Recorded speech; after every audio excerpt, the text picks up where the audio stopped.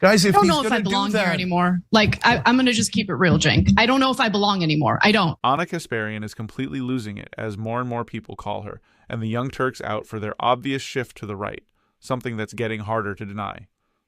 This clip, where Ana is on the verge of a full-blown meltdown, comes from the Vanguard, who managed to catch it before TYT took it down from their YouTube channel.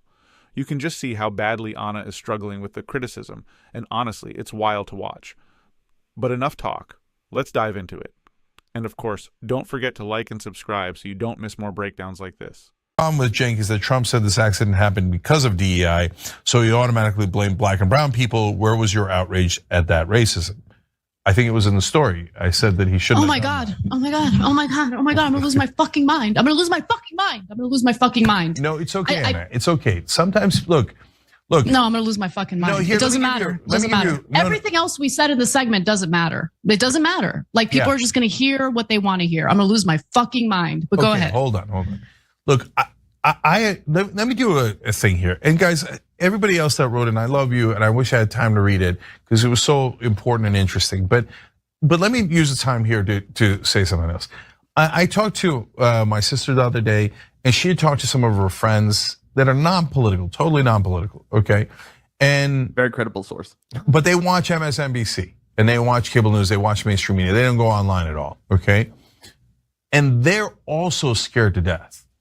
They think that Trump is gonna come and round up Democrats in New Jersey and put them into camps. Like, bruh. And what I underestimate. Bruh. One, my first beef with that before he even got into the first, like, who doesn't use the internet? Oh, so your sister's friends who are ostensibly what, 55-year-old women. So how old are you if you're 55? You were born in 1970. Do you really think there are people walking around this earth that were born in 1970 that don't know how to use the internet? These are people who were 30 in the year 2000. Okay, it might not be their primary news source, but to act like these people, they're never online. They don't even know what a cell phone is. These people, they don't even know what's a home computer. Do I still have to dial up? This is not a real, anecdote. This seems totally fabricated to me on the surface already. I gotta disagree with the host on this one. My own mom literally asked me the other day if people are actually being rounded up. At this point, nothing should really shock us, especially when you remember we ended up with Trump as president. Was how much people believed, whether it's shows online or MSNBC. Because MSNBC is talking about, the camps, and Trump's gonna kill us all, and et cetera, right? So it doesn't mean you shouldn't be concerned about the things Trump is actually doing. As we're telling you, Gitmo's a bad idea. The birthright citizens. What's Gitmo, Cenk? Oh, a camp where 30,000 motherfuckers are gonna go? It was nonsense, on and on and on and on, right? But part of what it's causing is this like emotional and psychological trauma to Democrats across the country, the entire left-wing spectrum, right? Because they're like the media has convinced them that they're about to get rounded up. Don't do that. Fight the things that are real, but don't get yourself in like this stress ball thinking that he's gonna round you up any second. Bro, it's crazy because he literally is trying to expand the definition of the people that he can round up. He's trying to shrink the definition of who is actually a legitimate, right? Legal American. All of it sounds like fucking crazy to say out loud.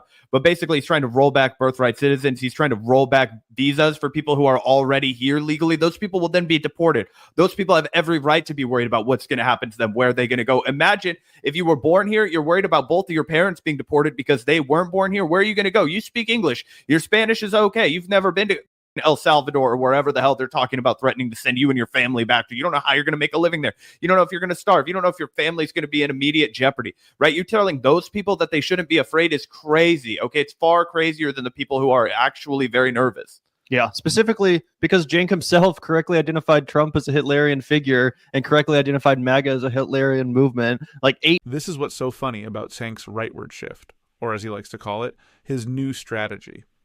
You can't go around calling Donald Trump a Nazi and then turn around and try to cozy up to his supporters.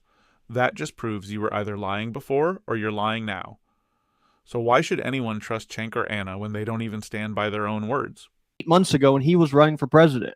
So when he wanted to make it a campaign talking point that my opposition is Hitlerian, he was all for it. He was completely down to scream that at the top of his lungs on any podcast that would have him. Now, for whatever reason, he wants to make you feel like you're an idiot and gaslight you for having similar concerns. Guys, if I don't he's know if I gonna do belong that, here anymore. Like, I'm going to just keep it real, Cenk. I don't know if I belong anymore. I don't. Because people want propaganda. They do. They want propaganda. But our and audience I don't want to doesn't. do propaganda. Look at 90% of the comments saying, "Attaboy, we love that you're doing honesty. We like the nuance, etc." That's why if you're a member right now, and remember, the folks who didn't like that already left. Okay, like did they? No, they did. Anna, look, new members come in all the time. I'm sorry.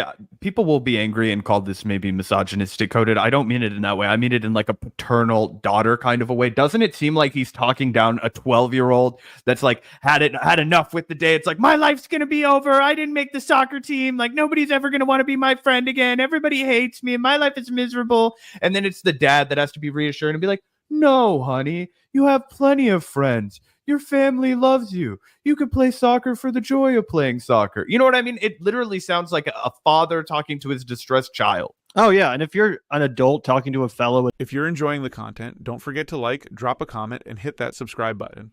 All right, let's jump back into it.